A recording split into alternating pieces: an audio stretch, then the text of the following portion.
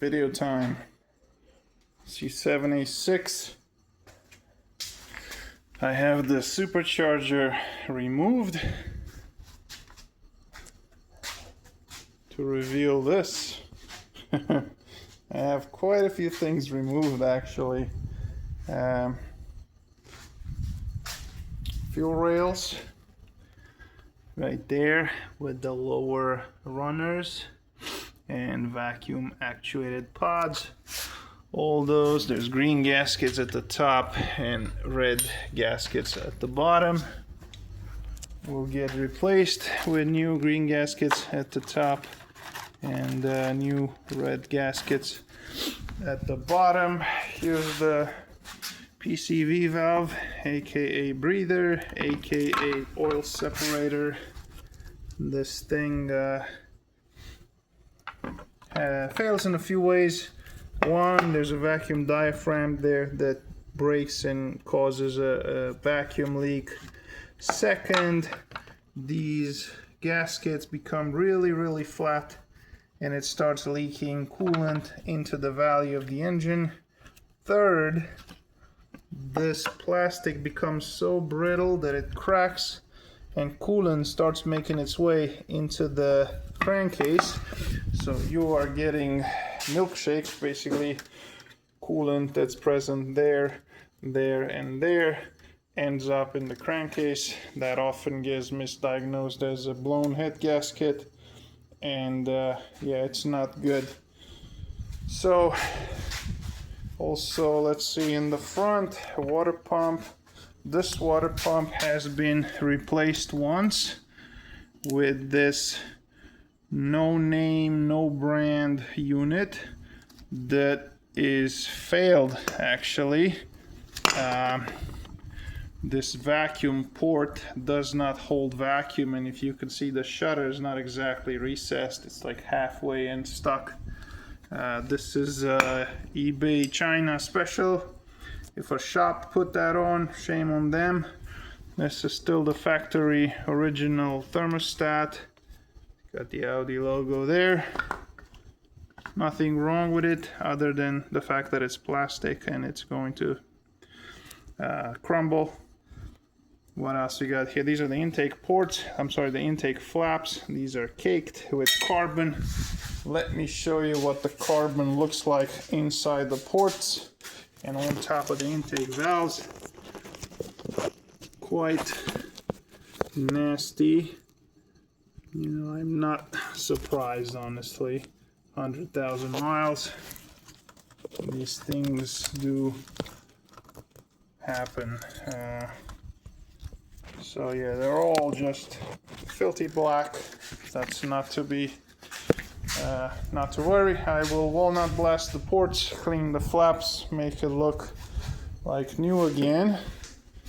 On the top here, in order to remove the thermostat, you have to remove what's called a crossover pipe. This one, you would be foolish not to replace this, as this nipple always breaks. Ironically, it didn't snap now, but I bet you if I didn't have a replacement pipe, it would have snapped. So don't even take a chance, always replace that. This is the plastic heater pipe, which again has been replaced at least twice. This is where they snap at the front. See how the O-ring is all flat? I don't know who designed this piece. It goes like that from the thermostat housing to the heater cord. It's a pain in the ass to get to it and replace it. What else we have here? So these are more plastic pipes. This is the breather solenoid. This one always fails. It's got a check valve in it that goes bad. You end up with the PCV malfunction code. Always replace this one as well. And this is the fuel rail we will reinstall. This is the vacuum line we will reinstall. This we will not reinstall, we will replace, because these get super brittle and end up snapping, breaking. It's not that expensive always replace all these plastics, especially since, you know, they've been on the car for 12, 13 years. It's not worth it. The belts are there, the supercharger belt and the serpentine belt.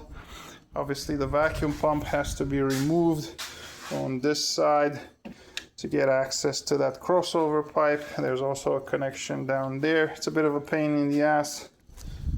So on to the new parts.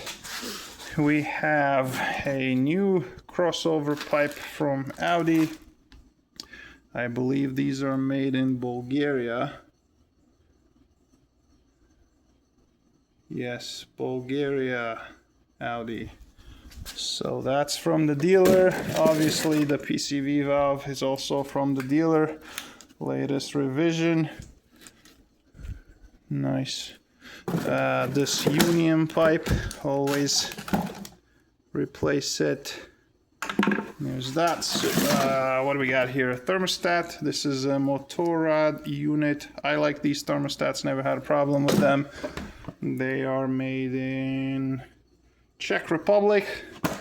Actually, I think this is the OEM supplier because the factory one is made in Czech Republic also. So I'm seeing already a connection here. I bet you it's the same one except without the Audi logo on it. This one is the same thing. This is what the factory pump should look like. And this is the OEM pump with the QR on it, except no Audi logo, so it's not 500 bucks. Let's see how the shutter is retracted, and if I add vacuum to it, let's see if I can catch this on film, on camera. Right, it moves. Let's try it with this one. You can hear it hissing. It's not budging. So, water pump. These are all the gaskets. We've got a new serpentine belt from Continental. A new, supercharger belt. Serpentine belt. This is the breather hose with the new solenoid. I believe this is made in Hungary. Also, these are the factory pieces without the Audi logo on them. There's that breather hose, also from Hungary. This is worth its weight in gold. This is that heater core pipe made out of metal. This will never fail again. If it ever fails, it's going to be this O-ring, which can easily be replaced. So always upgrade where available. These are some hardware kits for the belly pans, and probably the most important piece of this job, these two caps in the oiling system. This one goes to the passenger side cylinder head, that one goes to the driver's side cylinder head and feeds oil pressure to the chain tensioners and the rest of the cylinder head. Factory ones are just some caps. I don't know why they got rid of the check valves. The older cars still have them, the newer cars do not. So we got some new check valves. Czechia, whatever that is, made in Czechia. These are from the dealership. These are expensive. These two were like 250 bucks after shipping and tax. Crazy to think that, you know, it's not that much to make one of these things. However, it is very important, and I guess in the grand scheme of things, it's a small price to pay for peace of mind.